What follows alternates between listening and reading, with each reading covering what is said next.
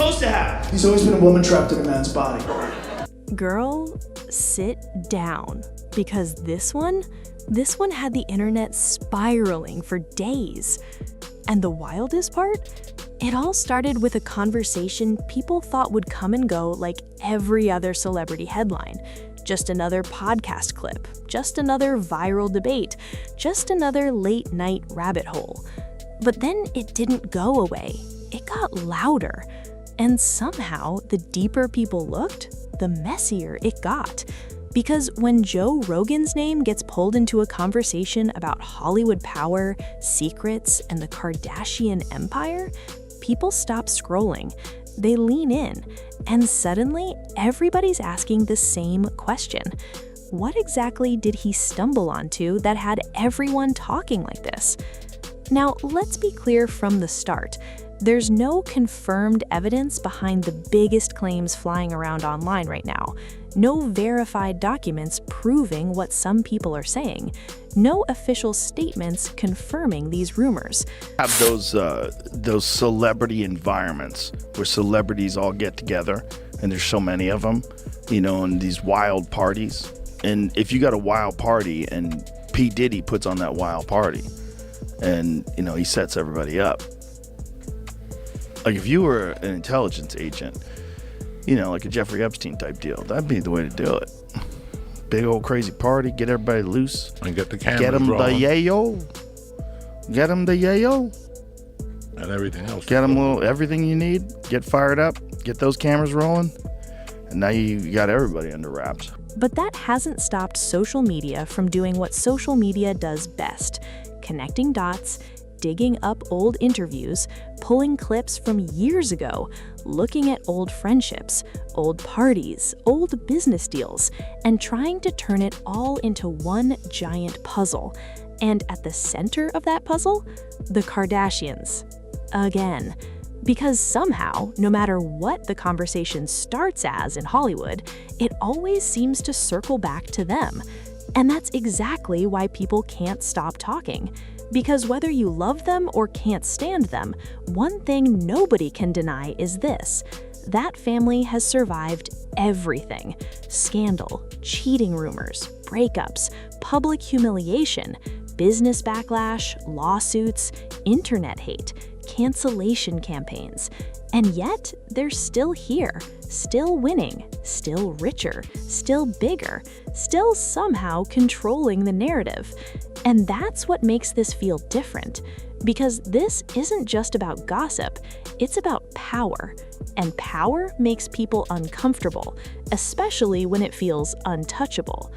Long before they became billion-dollar brands, the Kardashians were just a family living in Los Angeles with connections to fame, celebrity circles, and a lifestyle most people only saw in magazines. Then everything changed. Reality television turned them into a cultural machine, and not just famous, global. Every relationship became content, every breakup became headlines, every scandal became strategy, and every criticism somehow became fuel. People watched them fight, cry, build businesses, raise kids, get divorced, start over. And through all of it, Kris Jenner stood in the middle like a manager, a protector, and to some critics, something much bigger. Because if you ask fans, she's brilliant. If you ask haters, she's calculating. And if you ask the internet, she's the woman who turned a family into an empire. That empire became beauty companies, fashion lines, TV deals, streaming contracts, private jets, multi-million-dollar mansions, and a level of influence most celebrities can't even imagine. But here's the twist. The bigger the empire gets, the louder the whispers become. And for years, people have whispered that the Kardashians don't just survive scandals, they outlive them, they absorb them, and somehow come out stronger. That's the part people can't stop obsessing over. Because how many people in Hollywood can take hit after hit publicly and still remain untouchable? That question has been floating around online forever, but recently it started getting asked differently. Not how do they survive this, But who protects them? And that's where Joe Rogan's name entered the conversation. Now, Joe has built a brand around asking uncomfortable questions. He talks to everyone: comedians, fighters, journalists, political figures, conspiracy thinkers, people Hollywood loves, people Hollywood avoids. And because of that, clips from his show spread fast, especially when the conversation gets dark. Power structures, media manipulation, elite circles, who gets exposed, who doesn't, who gets canceled, who walks away untouched. People started taking pieces of those conversations and applying them to celebrity culture. And once the Kardashian name entered that discussion, the internet lost it. Suddenly, every old headline was being reposted. People went back through years of photos, years of guest lists, years of celebrity overlaps, events, parties, mutual friends, industry circles, and everyone started building their own theories. Not proof, not evidence, theories. And that distinction matters. But online, sometimes those lines blur fast. What nobody expected was how emotional the reaction would become. Because for a lot of people, this wasn't even really about Joe Rogan or Epstein or one family. It became about trust. People asking whether fame itself creates a shield, whether wealth can make things disappear faster, whether influence changes how stories get covered, whether some names are simply too powerful to fall. And once those conversations begin, they take on a life of their own. People brought up how carefully managed the Kardashian image has always been, how fast controversies seem to shift, how every scandal somehow becomes tomorrow's product launch. A breakup becomes a campaign, a public feud becomes ratings, a controversy becomes branding. And critics say that isn't luck, that's strategy. Others say it's simply smart business. And honestly, that debate never ends. Then came the old billionaire conversations, the Forbes headlines, the valuation drama, the endless arguments over branding versus reality. And people used all of that as context. Like every past criticism suddenly became part of the same bigger story. One thread connected to another, then another, then another. And before long, nobody was even talking about one specific event anymore. They were talking about a system, a machine, a family that became larger than celebrity itself.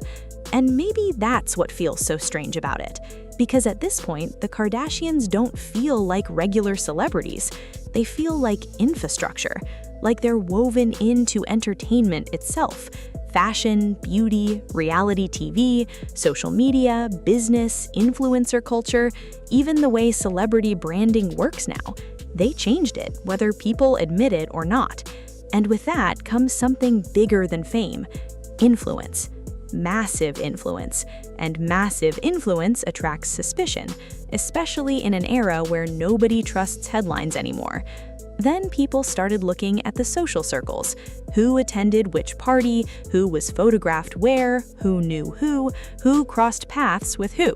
And again, none of that proves wrongdoing. But online, context becomes content. Association becomes theory.